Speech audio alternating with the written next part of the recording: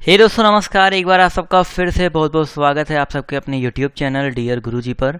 So guys आज आप सबके लिए मैं यहाँ पर लेकर आया हूँ समास। यह तो समास हिंदी के एक बहुत ही सिंपल टॉपिक है, बट यहाँ से क्वेश्चन आपके पूछे जाते हैं। तो आज ज़बरदस्त आपके लिए यहाँ पर जो तरीके बताऊँगा उन तरीकों की मदद से आप लोग समास को कभी नहीं भूलोगे। समास अच्छे से आपका क्लियर हो जाएगा। सब कुछ बताऊँगा आपको यहाँ पर। इस वीडियो के बाद समास के लिए कोई और वीडियो देखने की जरूरत नहीं पड़ेगी, बस आपको सिर्फ और सिर्फ प्रैक्टिस करना होगा समास के जो भी आपके क्वेश्चन पेपर में आते हैं। तो पहले देखो जान लो भाई समास होता क्या है। अगर हम बात करते हैं, डिटेल में नहीं बताऊंगा ज़्यादा आपको, बस आपको बताता हूँ समास होता क्या है।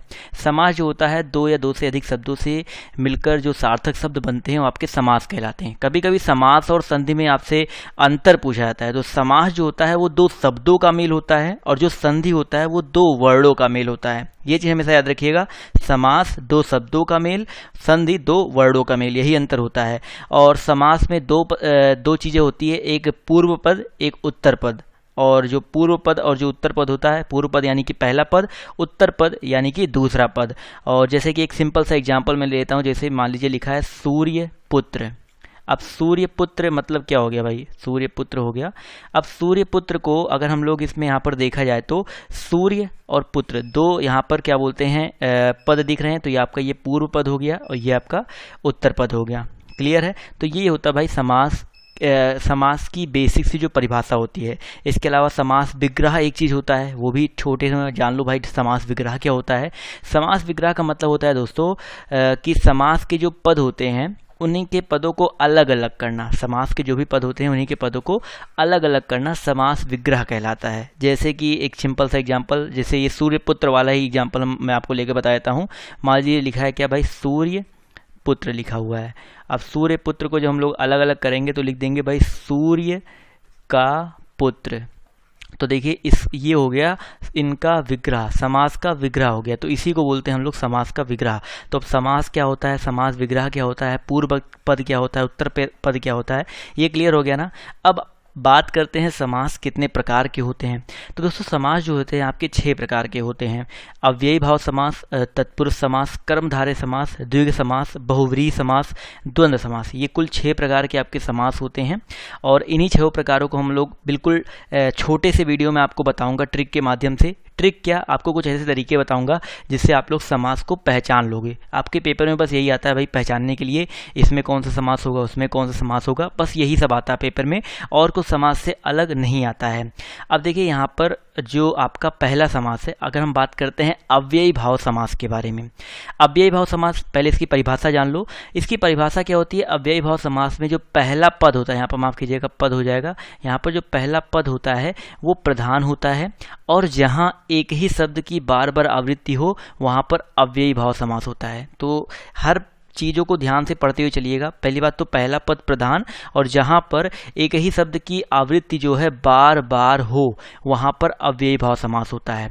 याद रखिएगा, जैसे कि जो अव्ययी भाव समास होता है उसको पहचानने के लिए कुछ यहाँ पर ट्रिक आपके लिए, यहाँ पर ट्रिक आप इसको मान सकते हैं, कुछ आपकी नॉर्मल से ट्रिक हैं कि पहला पद जो होता है वो हमेशा याद रखना, पहला पद छोटा होता है और बाद वाला पद बड़ा होता है। जैसे कि पहला पद जो है आ, भर, यथा, अनु, हर, प्रति, यावत, ये ज़्यादातर आपके पहले पद में आपको देखने को मिलेंगे। अब जैसे आ से क्या हो सकता है, आजन्म हो सकता है, भरपेट हो सकता है, यथाशक्ति होता है। यहाँ पर अगर जब भी पहले पद में ये जो आपके वर्ड यहाँ पर जो शब्द दिए गए हैं, अगर पूर्व पद में ये शब्द आपको देखने को मिलते हैं, जैसे प्रति हो गया, देखिए प्रतिदिन, तो प्रतिदिन में आपका क्या हो जाएगा, अव्ययी भाव समास हो जाएगा। रातों रात, अभी देखो एक ही शब्द की आवृत्ति बार बार हो, यानी कि रात ही रात में, तो यहाँ पर क्या हो जाएगा भाई, अव्ययी भाव समास हो जाएगा। तो अव्ययी भाव समास को पहचानने की ट्रिक आपको समझ में आ गई ना, क्या होता है अव्ययी भाव समास, इसकी परिभाषा क्या होती है। अगर आपके पेपर में अगर कोई क्वेश्चन इस तरह से आ जाता है भाई प्रतिदिन, प्रत्येक, तो वहाँ पर आप लोग आराम से बता सकते हो कौन सा समास होगा, अव्ययी भाव समास होगा। और एक छोटी सी ट्रिक और याद रखिएगा, पहला पद छोटा होता है और दूसरा पद आपका बड़ा होता है। जैसे आपका आजन्म हो गया, निर्जन हो गया, यहाँ पर भी आपका दोस्तों अव्ययी भाव समास होगा। समझ में आ गया ना। अव्ययी भाव समास बहुत ही सिंपल है, लोग यहाँ पर कंफ्यूज रहते हैं, बट यहाँ पर कुछ भी कंफ्यूजन की आवश्यकता, कुछ भी आपको यहाँ पर देखने को मिलेगा नहीं। आप लोग जैसे ही क्वेश्चन देखोगे, यथा आ गया पहले, कुछ भी पहले आ गया, आप वहाँ पर टिक कर सकते हो। चलिए या अब ये बहुत समास अगर आपका क्लियर हो गया तो आज की वीडियो का टारगेट रखते हैं दोस्तों हम लोग कितने लाइक्स का, 150, उतना ही टारगेट रखेंगे। आप लोग पूरा कर दो, बस वही रहता है मेरे लिए। तो 150 लाइक प्लीज़ कर दीजिएगा अगर आपको वीडियो पसंद आती है। अगली की बात करते हैं दोस्तों, अगला यहाँ पर है कौन सा समास, तत्पुरुष समास। अब देखिए तत्पुरुष समास में क्या होता है कि बहुत ही सिंपल है। तत्पुरुष समास में क्या होता है, एक इसको पहचानने का तरीका क्या है कि हमेशा इसमें जो आपके कारक होते हैं वो छुपे हुए होते हैं। जैसे कि यहाँ पर परिभाषा लिखा गया है कि जिस समास में दोनों पदों के बीच का कारक चिन्ह जो है, जैसे जो कारक होते हैं ना, कर्ता ने कर्म को करण से संप्रदान के लिए और जो भी होता है यहाँ पर दिया गया ना, ये सारे के सारे आपके कारक हैं। जो कारक आपके छुपे हुए होते हैं, जो आपके कारक होते हैं वो छुपे हुए होते हैं, यानी कि उनका विलोप होता है, वहां पर आपका तत्पुरुष समास होता है। जैसे कि यहाँ पर सूर्य पुत्र की अगर हम बात करें, सूर्य पुत्र मैंने आपको उदाहरण दिया था ना, तो इसका मतलब क्या होता है, सूर्य का पुत्र, यानी कि यहाँ पर का जो है वो यहाँ पर गायब है, यानी कि का जो कारक है वो यहाँ पर लुप्त हो रहा है, यानी कि यहाँ पर आपका क्या हो जाएगा, तत्पुरुष समास हो जाएगा। इसी तरह चिड़ी मार, इसका समास विग्रह कर लीजिए, चिड़िया को मारने वाला, तो यहाँ पर जो को है इसका विलोप हो रहा है, यानी कि यहाँ पर भी आपका क्या हो जाएगा भाई, तत्पुरुष समास हो जाएगा। समझ गए दोस्तों। तो आपको तत्पुरुष समास में तो बिल्कुल टेंशन लेने की जरूरत ही नहीं है। आपका यहाँ पर देखो, जहाँ पर भी आपके क्या बोलते हैं, जो आपके कारक चिन्ह होते हैं उनका अगर लोप हो तो वहाँ पर आपका तत्पुरुष समास हो सकता है। इसके अलावा और भी बहुत सारे उदाहरण है, जैसे कि आप ले सकते हो, क्या ले सकते हो भाई, इसके अलावा आप लोग राजपुत्र ले सकते हो, राजा का पुत्र, और क्या ले सकते हो भाई, बहुत सारे ऐसे एग्जाम्पल जो हैं ले सकते हो आप लोग। उनका तत्पुरुष समास में एक खासियत क्या होती है ना कि तत्पुरुष समास को आप अपने मन से ही तोड़ सकते हो, यानी कि समास विग्रह में लोग कभी कभी कंफ्यूज रहते हैं, बट तत्पुरुष समास के जो समास विग्रह होता है ना वो बहुत आसानी से हो जाता है। जैसे मैंने एक एग्जाम्पल दिया, मूर्तिकार। अब मूर्तिकार को देख कर ही आप लोग कह सकते हो क्या, मूर्ति को बनाने वाला, यानी कि यहाँ पर भी आपका तत्पुरुष समास हो जाएगा। इसके अलावा हमने एक एग्जाम्पल ले लिया भाई, चलिए कालजयी ले लेते हैं, ये बहुत पेपर में आने वाला क्वेश्चन है इसलिए मेरे दिमाग में आ गया, कालजयी ले लिया। तो कालजयी का मतलब होता है भाई काल को जीतने वाला।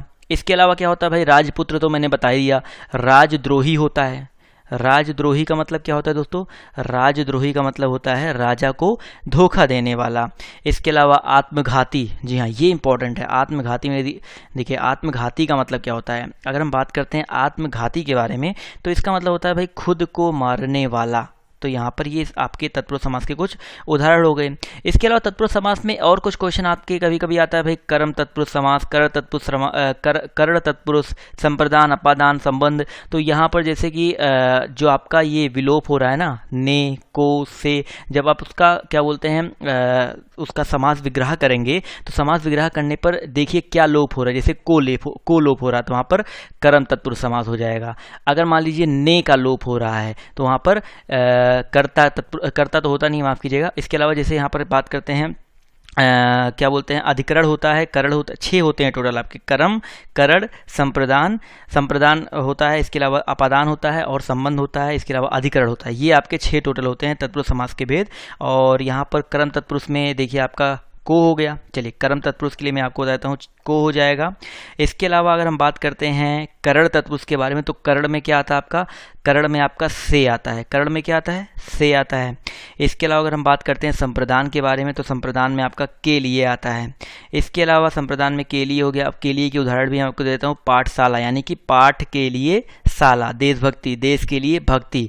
और अगर हम बात करते हैं अपादान तत्पुरुष के बारे में तो अपादान तत्पुरुष में आपका से ही आता है, लेकिन अलग होने के अर्थ में, से ही आता है अलग होने के अर्थ में, जैसे ऋण मुक्त, ऋण से मुक्त, धनहीन, धन से हीन। तो ये मैं आपको थोड़ा सा डिटेल में बता दे रहा हूँ जिससे आप लोग कम से कम इस वीडियो को देखने के बाद, मैंने बोला ना कि आपको आगे किसी और वीडियो को देखने की जरूरत ना पड़े।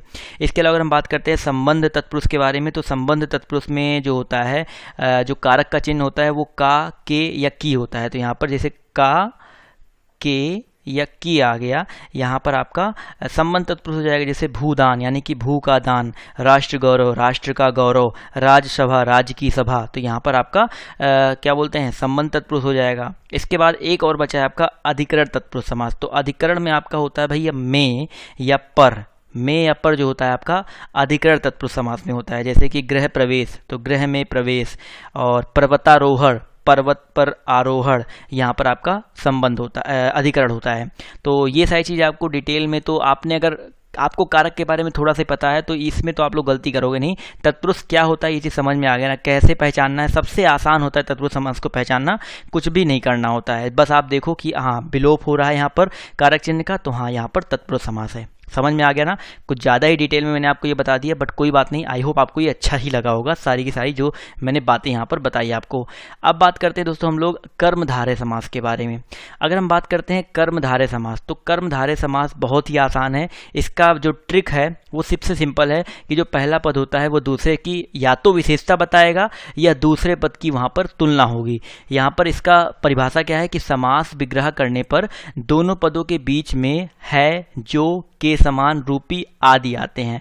अब ये देखो है, जो, के समान, रूपी ये भी आते हैं, या सबसे सिंपल समझो कि एक विशेष्य होता है, एक आपका विशेषण होता है। इस तरह का अगर आपको कुछ भी क्या बोलते हैं कोई भी पद आपको देखने को मिल जाए, जो पूर्व पद उत्तर पद होता है उसमें विशेष एवं विशेषण का आपका संबंध होता है। जैसे कि आपका नील गगन, नीला है जो गगन, यानी कि नीला जो है विशेषता बताया जा रहा है और गगन यानी कि विशेष्य हो गया।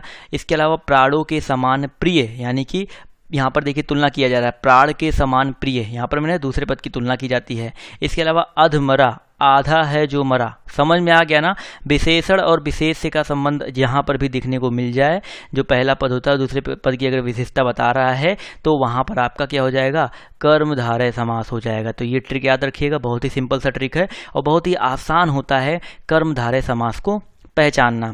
इसके बाद बात करेंगे दोस्तों हम लोग किसके बारे में, भाई द्विग समास, जो कि और भी सिंपल है। द्विग समास इसलिए सिंपल है क्योंकि द्विग समास आप लोग देख कर ही बता दोगे वहाँ पर द्विग है या नहीं है। तो द्विग समास का सबसे सिंपल जो ट्रिक है वो ये है कि जिस समास का पहला पद जो है अगर पूर्व पद यानी कि जो है वो अगर संख्यावाचक विशेषण है तो उसे हम लोग द्विग समास कहते हैं। क्या कहते हैं दोस्तों, उसको हम लोग द्विग समास कहते हैं। जैसे कि आपका नवरात्र, नवरात्र में देखिए नौ रात्रियों का समूह, तो पहला पद क्या है आपका संख्यावाचक विशेषण है। तिरंगा, यहाँ पर 3 होना चाहिए था, माफ कीजिएगा 3 हो जाएगा। तो तिरंगा मतलब क्या होता है, 3 रंगों का समूह होता है, यानी कि तिरंगा, तो 3 आ गया, तो यहाँ पर भी आपका द्विग समास हो जाएगा। इसके अलावा सप्ताह हो गया, चौमासा हो गया, चौराहा हो गया, ये सारे जो होते हैं आपके द्विग समास के अंतर्गत आते हैं। बोला ना समास जो होता है ना बहुत ही सिंपल है, सबसे सिंपल टॉपिक आपका समास ही होता है आपके पूरे के पूरे जो हिंदी व्याकरण है। इसके बाद बात करते हैं दोस्तों हम लोग किसके बारे में, भाई द्वंद्व समास के बारे में। अब द्वंद्व समास क्या होता है भाई, ये भी सिंपल ही है। द्वंद्व समास में बस एक छोटा सा चीज़ आप ट्रिक याद रखो कि द्वंद्व समास में दोनों पद जो होते हैं वो प्रधान होते हैं। ये तो जो दोनों पद होते हैं प्रधान होते हैं, और जो दोनों पद होते हैं वो ज़्यादातर एक दूसरे के विलोम होते हैं और उनके बीच में योजक चिन्ह लगा रहता है। जरूरी नहीं है कि योजक चिन्ह जिसमें लगा हो वहाँ पर द्वंद्व ही हो, लेकिन ये सब चीज़ें यहाँ पर अगर मिला लोगे कि उनको विग्रह करने पर उनके बीच में और आ जाए, अथवा आ जाए, या आ जाए, या योजक चिन्ह आ जाए, ये सब चीज़ें अगर आ जाती है वहाँ पर द्वंद्व समास होता है। और एक दूसरे के वो जो शब्द होते हैं वो विलोम ही होते हैं। जैसे माता पिता, माता और पिता, माता और पिता देखिए एक दूसरे के विलोम है ना। नदी नाले, नदी और नाले, नदी अलग नाला अलग, एक दूसरा का विलोम है ना। इसके अलावा ठंडा गरम, एक दूसरे का ठंडा या गरम, या ठंडा और गरम भी कह सकते थे, तो एक दूसरे का विलोम है कि नहीं है। भाई बहन, भाई और बहन, तो सबसे आसान देखिए जैसे जैसे आगे बढ़ रहे हो ना, हर आपको आसान दिखता चला जा रहा है ना। द्वंद्व समास कितना आसान हो गया, दोनों पद प्रधान है, दोनों के बीच में और या अथवा या योजक चिन्ह लगा हो, वहां पर आपका द्वंद्व समास होता है। अब आते हैं भाई सबसे आखिरी यानी कि बहुव्रीहि समास के बारे में। अब बहुव्रीहि समास देखो यहाँ पर क्या होता है ना, अभी तक हमने पढ़ा कि किसी में दोनों पद प्रधान है, किसी में उत्तर पद प्रधान है, किसी में प्रथम पद प्रधान है, ये सब आपने पढ़ा। लेकिन बहुव्रीहि समास में क्या होता है ना कि भैया जो दोनों पद होते हैं वो क्या बोलते हैं, दोनों पद प्रधान नहीं होते, वो किसी तीसरे पद की ओर ही संकेत करते हैं, यानी कि एक और एक मिलकर के तीसरे की ओर चला जाता है। यानी कि जो आपके दोनों पद दिए गए हैं, एक और एक, यहाँ पर 2 होता है, लेकिन यहाँ पर एक और एक बराबर तीसरा ही पद कोई आ जा रहा है। तो ये चीज़ यहाँ पर एक ट्रिक याद रखिएगा कि दोनों पद मिलकर के किसी तीसरे पद की ओर यहाँ पर इशारा करते हैं। जैसे कि यहाँ पर एक उदाहरण मैंने आपको दिया है, महावीर। अब महावीर में देखिए एक इसका समास विग्रह करेंगे तो क्या हो जाएगा, महान वीर है जो। अब महान वीर है जो, यहाँ पर ये इससे कोई मतलब नहीं, इसको हम लोग हनुमान जी को बोलते हैं ना महावीर, तो यहाँ पर ये क्या हो जाएगा, बहुव्रीहि समास हो जाएगा। दुरात्मा, बुरी आत्मा वाला क्या होता है, दुष्ट होता है, यानी कि यहाँ पर भी देखिए बुरी आत्मा वाला दोनों पद प्रधान नहीं है, किसी तीसरे यानी कि दुष्ट की ओर संकेत कर रहे हैं।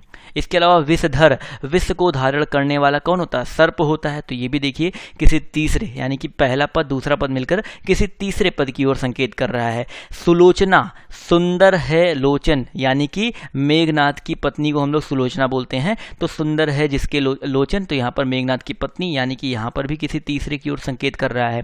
और सबसे जो इंपॉर्टेंट, जो सबके पेपर में पूछा जाता है, बहुत बार पूछा गया है, दशानन, दशानन, लंबोदर, इसके अलावा पीताम्बर, ये सब याद रखिएगा, ये आपके बहुब्रीहि समास के उदाहरण होते हैं। दशानन में क्या होता है, 10 है आनन, यानी कि 10 है मुख जिसके, 10 सिर किसके होते हैं, रावण का होता है, तो दशानन जो हो जाएगा रावण की ओर संकेत कर रहा है, तो यहाँ पर भी आपका क्या हो जाएगा भाई, बहुब्रीहि समास हो जाएगा।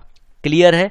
तो ये भैया आपके टोटल जो 6 के 6 समास है वो आपको यहाँ पर समझ में आ गया होगा।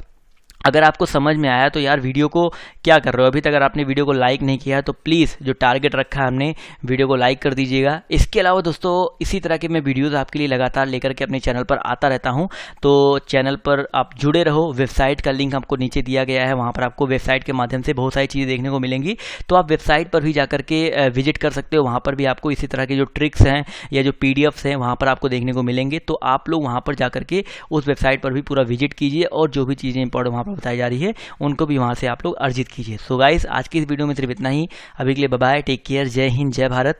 मिलते हैं आप सबसे नेक्स्ट वीडियो में।